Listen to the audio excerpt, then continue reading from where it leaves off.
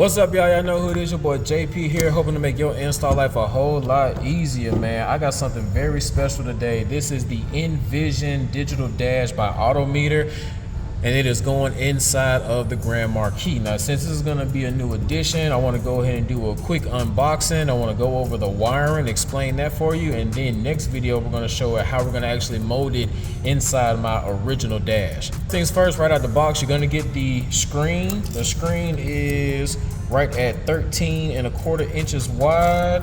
It is also 5 and about 3/4 tall. The screen size is right at 12 inches. Right here, you're gonna get a coolant temperature sending unit. It's gonna come with 2 different fitments. You're gonna get an oil pressure sending unit. You're also gonna get 2 inline fuse holders. You're gonna get a manual, and you are going to get the wire harness. Now, when you flip this over, you got a small little grill right here. It's probably gonna be for a speaker. You have the one harness plug, and you have a USB type A, probably gonna be for like updating and stuff like that. Now, the type of connector this is, you wanna push it in like this, and let it click itself in. Once it clicks itself in, then we can take this lever and pull it back. And you wanna pull it back till it clicks again. If you need to take it out, there's a small little blue tab. You wanna press that, it snaps, pull the lever out, and you can pull that off. Now, if we unravel the harness just a little bit, you're gonna see some Tech Flex braided sleeving, so it's already clean wire. You know, that's how I like to get down anyway, so I'm really enjoying that. This right here is called an expansion port. If you want to expand this to a different module at a later date, that's what this will go to. We're not doing nothing with that, so that's just gonna get zip tied. This right here is going to be your selector for all the menus that's inside of here. It will just come with just the raw circuit board. There's 2 little screws that comes on the back, and there's also a connector that goes on the back part. We're not going to use that. We're probably going to 3D print something to kind of flush mount it. Let's get over here to the wiring. I know this is what y'all actually want to see. So we got 16 wires coming out of this harness, some long, some short. Some of these are the same colors, but the different lengths differentiate what they do. So this first wire, which is the solid gray wire, is the dash lights. You want to hook this up to the wire that turns on the parking light, so it either comes on when the parking lights come on, or you need to hook this up to your dimmer switch. The dimmer is a variable voltage, so it'll show 12 volts, but as you turn your dimmer up and down, it's gonna go variable between 12 volts down to 9, 6, 0, and all that type of stuff. This needs to be hooked up so at nighttime when your parking lights come on, this screen is not just like super bright and you get blinded trying to drive at night. We're gonna have 2 red wires. One of them is gonna be 4 feet long. One of them is gonna be 2 foot long with a heat shrink cap off on the side. The 4 foot long one is for your ignition. So this one needs to get hooked up to some type of 12 volt ignition or accessory inside the car that only gets 12 volts when the car is on. When you turn the car on, this is going to turn the screen on.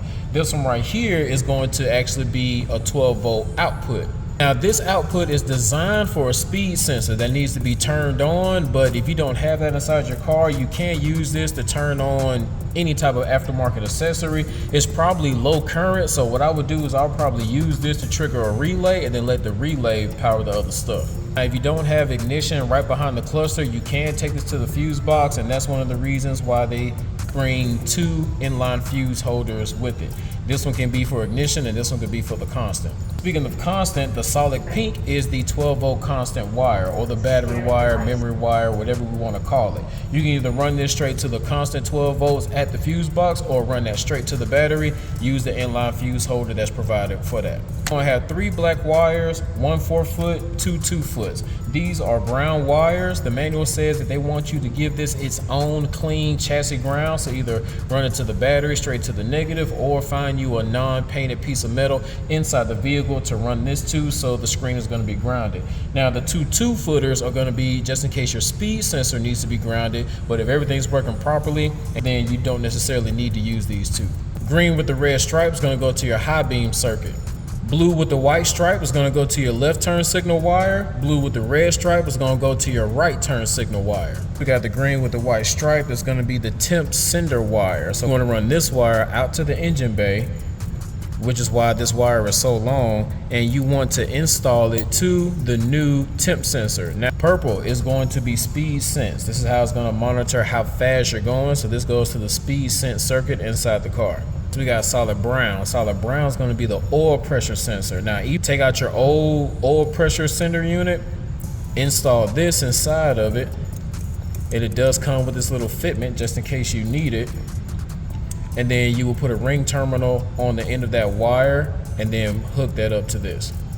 Solid green is going to be your tachometer. This is going to monitor the RPM inside the vehicle. So any type of tach wire that you have, you want to hook this up to it, or you can go straight to one of the wires at the fuel injectors. Then you have the solid orange. Solid orange is going to be the fuel sending wire. Now this wire is the longest in the whole harness because they want you to go directly to the fuel tank.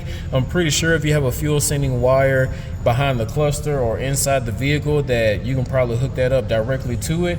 With this hooked up to the fuel sending wire inside the vehicle, you will go in with the selector and you can actually change the resistance level. I will be showing y'all that here in just a few seconds.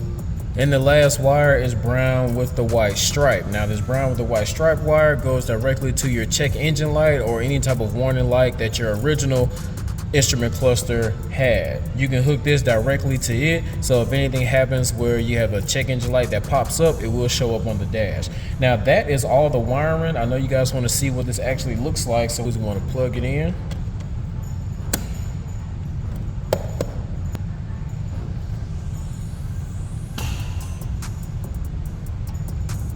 So this is display number one.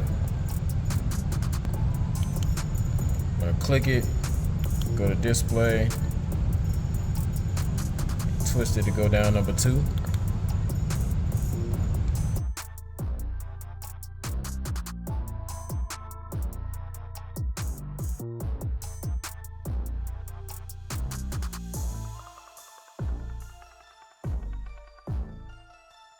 Now you do have two displays that you can change colors. That's going to be number 3 and number 5. So menus 1, 2, and 4, you cannot change the color, only on 3 and 5. So in order to get to that, you want to go back to your display, and on display 5 you want to click it again, and then it brings up the color menu.